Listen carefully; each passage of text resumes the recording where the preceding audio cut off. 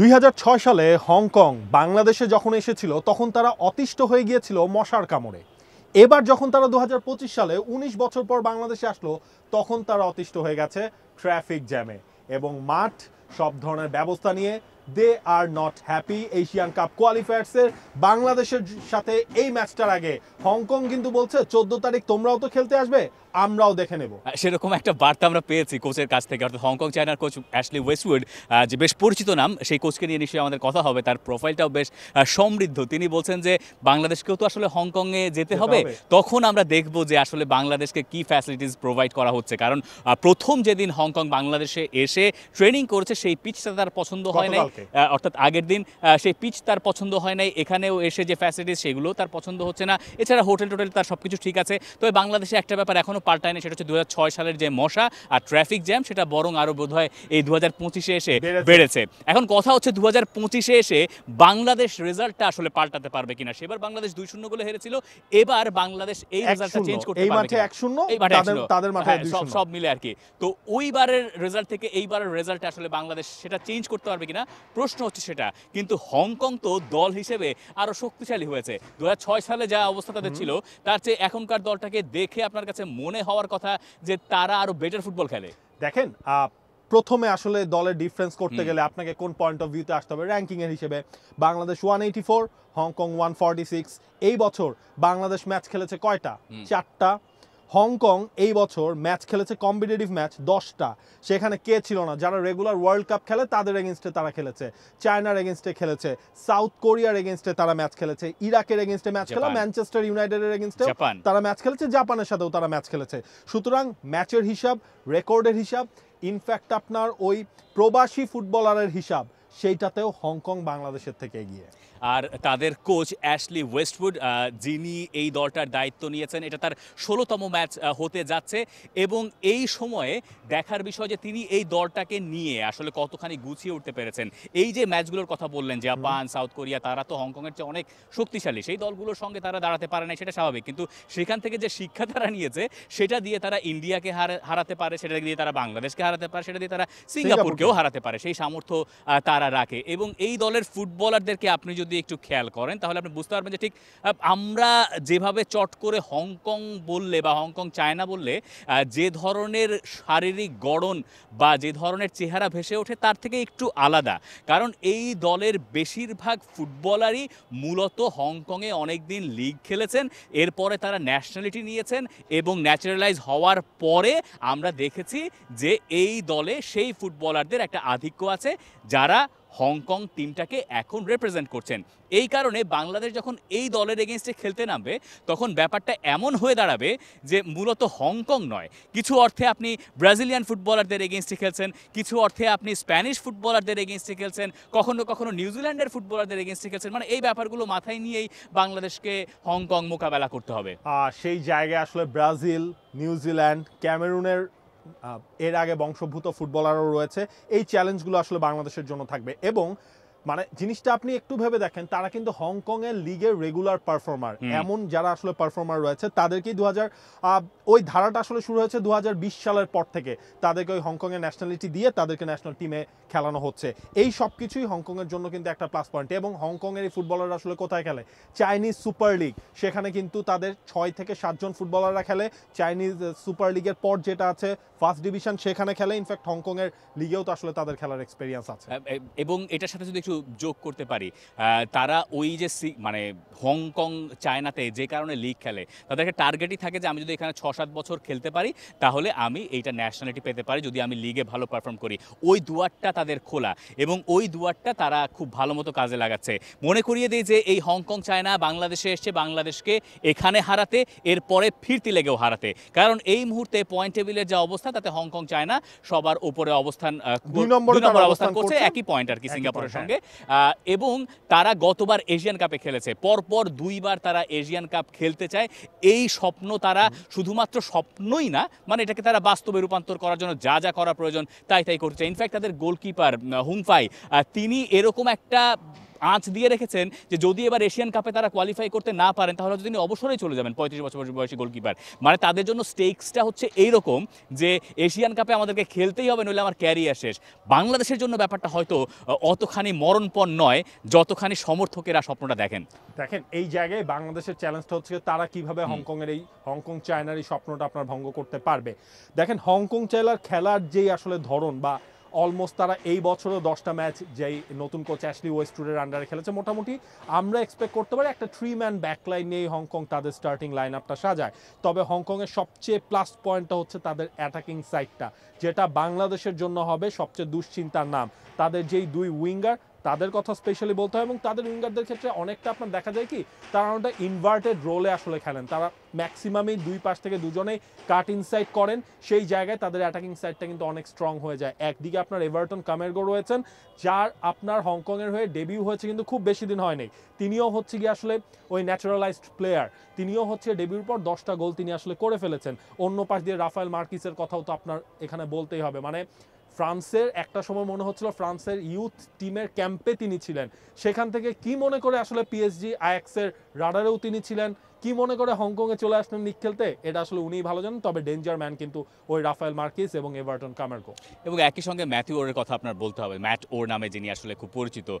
তাদের ওইখানেও মানে আপনি যে মাঝামাঝি যে জায়গাটার কথা চিন্তা করবেন স্ট্রাইকিং পজিশনে, সেইটা একটা অপশন হতে পারে। এবং একই সঙ্গে আপনি যে এভারটনের কথাটা বলছিলেন, তার যে বিল্ড ওটার এগেনস্টে বাংলাদেশকে পেরে উঠতে, মানে আপনি এই ফুটবলারদের ফিজিক দেখলে বুঝতে পারবেন যে বাংলাদেশ আসলে এই ম্যাচে তাদের ডুয়েলস জিততে জান বেরোয় যাওয়ার কথা। একমাত্র হামজা চৌধুরী, সমিত সোম বা ফাহমিদুল তাদের কথা যদি আপনি বাদ দেন, তারা ওই ধরনের ফুটবলারের সঙ্গে নিয়মিত খেলে আসে। বাংলাদেশ মূলত এশিয়ান একটা দলের সঙ্গে খেলছে, কিন্তু তার ভেতরে একটা অন্যরকম ছোঁয়া আছে যেগুলো বাংলাদেশকে হ্যান্ডেল করতে পারতে হবে। এখন ওই যে আপনি ডুয়েলসগুলো জিততে পারবেন না হয়তো, ধরে নিচ্ছি আমরা, এরপরে আপনি কি করবেন? ডুয়েলস জিততে না পারলে আপনাকে সেকেন্ড বলের জন্য যেতে হবে।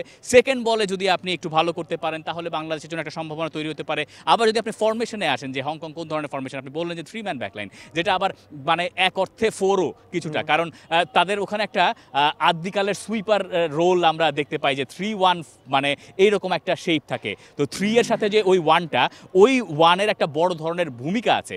এবং এই ম্যাচটায় আমরা দেখব যে সম্ভবত হংকং চেষ্টা করবে হামজাকে আটকাতে, এইটা তাদের একটা লক্ষ্য হওয়ার কথা। আমি জানি না এটা নিয়ে কতখানি সিরিয়াস তারা। যেমন লোকের কথা আমি বলতে পারি, তাকে সম্ভবত এই টার্গেটটাই দেওয়া হয়ে যাবে যে আপনি গিয়ে হামজাকে আটকান।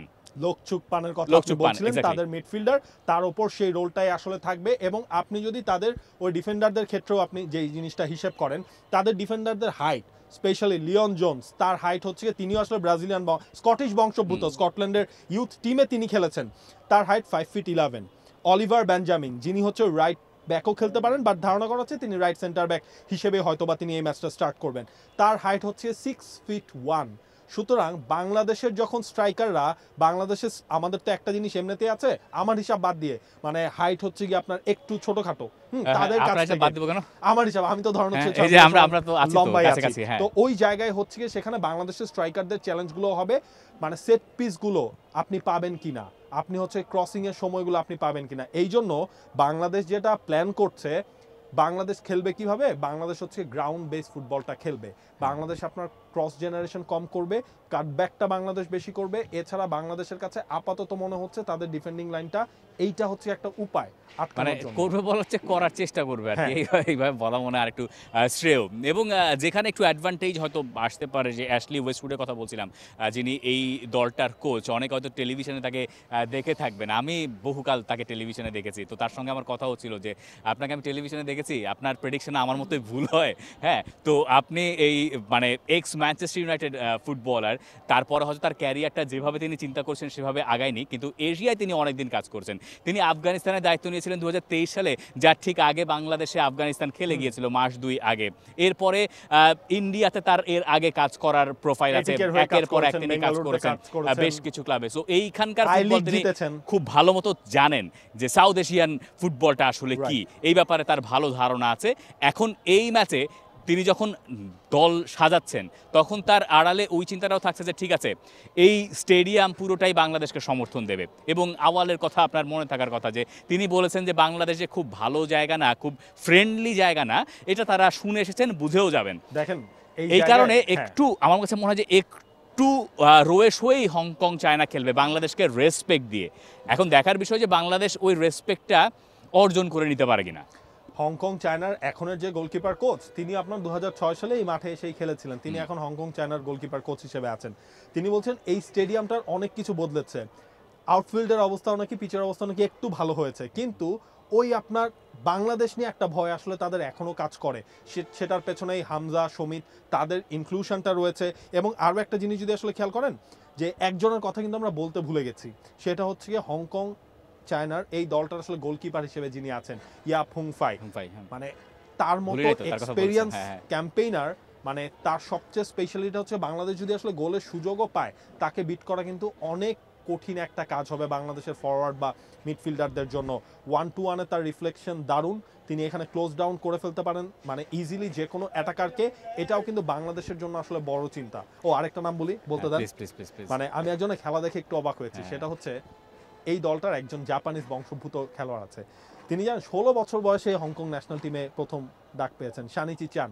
মানে চাইনিজ সুপার লিগে খেলেন, এইবারে চাইনিজ সুপার লিগে তার 4টা গোল 6টা অ্যাসিস্ট আছে। উনি কিন্তু একজন লেফট ব্যাক বা লেফট সেন্টার ব্যাক। তাকে হয়তো আপনি ওই 3-5-2 যদি আপনি খেলেন, অনেকটা আপনি ওই লেফট সাইডের ওই 5-এর মধ্যে আপনি তাকে রাখতে পারবেন, কিন্তু তার ওই যে অ্যাটাকিং ইনস্টিংক্ট, এটাও কিন্তু বাংলাদেশের রাইট ব্যাকে যিনি খেলবেন তার জন্য একটা বড় চিন্তা হবে। আমরা যদি ওই শেপের কথায় আসি, যে শেপে হয়তো ফরমেশনাল স্ট্রাকচারে হয়তো খুব সিমিলারিটিস খুঁজে পাওয়া সরাসরি সম্ভব নয় সিঙ্গাপুরের সঙ্গে, কিন্তু বাংলাদেশ যদি ম্যাচটাকে কল্পনা করে সিঙ্গাপুরের মতো করে, যে সিঙ্গাপুরের সঙ্গে বাংলাদেশ যেভাবে খেলেছে বা সিঙ্গাপুর আসলে যেইভাবে খেলে তার কিছুটা বোধহয় ধরন প্রকৃতি হংকং চায়নার ভেতরেও আছে, মানে খুব বাইরের কিছু নয়। যেমন বাংলাদেশ আর ইন্ডিয়ার খেলার ভেতরে কিছুটা সিমিলারিটিস খুঁজে পাওয়া যায় না, ওরকম একটা ব্যাপার কাজ করে। সো বাংলাদেশের জন্য আহামরি ভয় পাওয়ার তেমন কিছু নাই, যেহেতু বাংলাদেশের ঘরের মাঠ।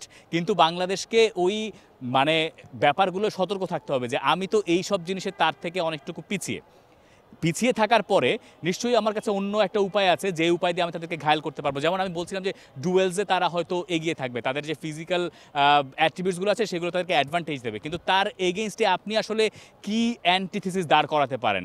আপনি দাঁড় করাতে পারেন যে ওরা নিশ্চয়ই গতিতে এত ফাস্ট হওয়ার কথা নয় হিসাব মতে, তো আপনি আপনার প্লেয়ারদের গতিশীল ফুটবলারদেরকে ব্যবহার করেন যারা লাইন ব্রেক করে যেতে পারে। আপনি হয়তো জানেন যে এই মাঠে তারা খেলে খুব একটা অভ্যস্ত নয়, তাহলে আমরা এই মাঠে খেলে আমাদের প্লেয়াররা তো অভ্যস্ত, তো তাদেরকে আমরা ইউজ করি। মানে আমার যে স্ট্রেংথ আছে সেই স্ট্রেংথটা দিয়ে আমাকে লড়তে হবে, ওদের যে উইকনেস সেইটাকে ডিল করতে হবে, আর ওদের যে স্ট্রেংথ আছে সেটাকে আপনার রেসপেক্ট করতে হবে, যে আমি এইটাতে তোমার জন্য ছেড়ে দিলাম, তুমি আমাকে প্রেশার দিচ্ছ, আমি তোমাকে কন্টেইন করতে চাই। এইভাবে আমার কাছে মনে হয় যে বাংলাদেশের গেম প্ল্যান থাকতে পারে। দেখেন অ্যাশলি ওয়েস্টউড তো একটা কথাও কিন্তু বলেছেন, আমরা যখন হচ্ছে বাইরে কথা বলছিলাম সেই জায়গায় তিনি বললেন যে মাঠও কিন্তু একটু ভারী হয়ে আছে, বৃষ্টি একদিকে হচ্ছে, বাংলাদেশ দল এখানে কন্টিনিউয়াসলি প্র্যাকটিস করছে। কালকে হংকং চায়না এখানে প্র্যাকটিস করতে চেয়েছিল, তাদের সেটা দেয়া হয়নি।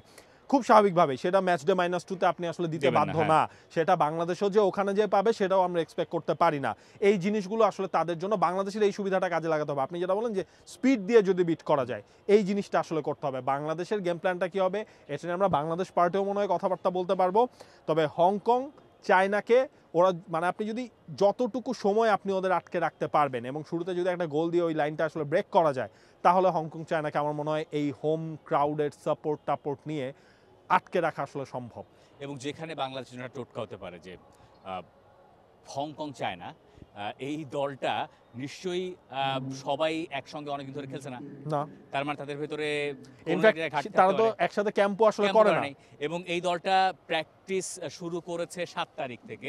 6 তারিখে তারা ক্যাম্পে যোগ দিয়েছে, যেহেতু ইন্টারন্যাশনাল ব্রেক শেষ হয়েছে, মানে শুরু হয়েছে যে সময়টাতে। এরপরে তারা বাংলাদেশে এসে একদিন প্র্যাকটিস করেছে, এরপরে 2 দিন, আজ দ্বিতীয় দিন, এবং তারপরে তারা ম্যাচে খেলতে নামবে। এটা আসলে তারা সবসময় করে অভ্যস্ত। এইটা করেই আপনার এই বছর তারা ম্যাকাওকে হারিয়েছে, এই বছরের একেবারে শুরুতে মার্চ উইন্ডোর আগে এটা করেই তারা ইরাকের সাথে 2-1 গোলে হারলেও ফিজিকে তারা লাস্ট ম্যাচে 8-0 গোলে কিন্তু হারিয়েছে।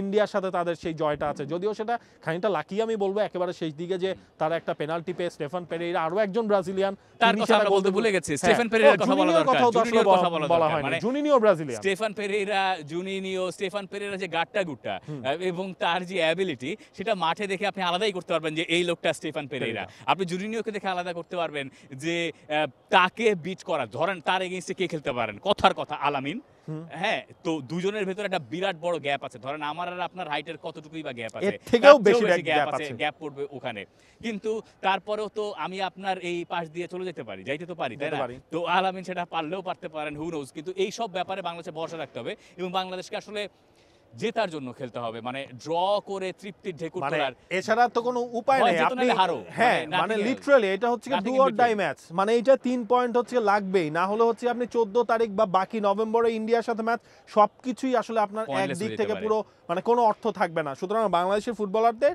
এই হংকং চায়নাকে আমি সমীহ করবো ফাইন দে আর ক্যাপাবল তার র্যাঙ্কিং এগিয়ে আছে তাদের হচ্ছে বড় বড় টিমের সাথে কিভাবে খেলতে হবে সেই এক্সপেরিয়েন্স তাদের আছে কিন্তু ভাই দিন শেষে আমরা বাংলাদেশ এটা আমার ঘরের মাঠ এই মাঠে আমি খেলবো এত মানুষ যে আপনার আধা ঘন্টার মধ্যে 18,000 টিকিট শেষ করলো কেন শেষ করছে কারণ এটা জয় দেখতে চায় তারা এই যে হামজা সমিত সোম যে আসছে আসার পর তারা তাদের কাছ থেকে একটা জয় দেখতে চায় এই ধরনের বিগ স্টেজ এবং সেটা যদি বাংলাদেশ সেটা আসলে এখন করতে হবে করার সময় আমরা মশার কামড় খেয়ে অভ্যস্ত আমরা ট্রাফিক জ্যামে আটকে থেকেও অভ্যস্ত হয়ে গেছি এসব নিয়েই আমাদের জীবন চলে এসব নিয়েই আমরা ফুটবল খেলি এবং এসব নিয়েই আমরা অপোনেন্টকে আটকে দেওয়ার চেষ্টা করি এটা তো আমাদের স্বভাব সুলভ স্বাভাবিক জীবন ব্যবস্থা এটাই আমাদের প্রাত্যহিক জীবন সেই জীবনে হংকংকে নিয়ে এসে বাংলাদেশ যদি হারাতে না পারে এবং দলে এইরকম ফুটবলার থাকার পরও তাহলে কি একটা প্রশ্নবোধক চিহ্ন উঠবে না সেই প্রশ্ন যেন না উঠে সেটাই বোধহয় বাংলাদেশের লক্ষ্য এবং এশিয়ান কাপ বাছাই পর্বের বাংলাদেশ ভার্সেস হংকং চায়নার এই ম্যাচটা আপনারা সরাসরি দেখবেন টি স্পোর্টসে সেই ম্যাচ দেখার আমন্ত্রণ রইল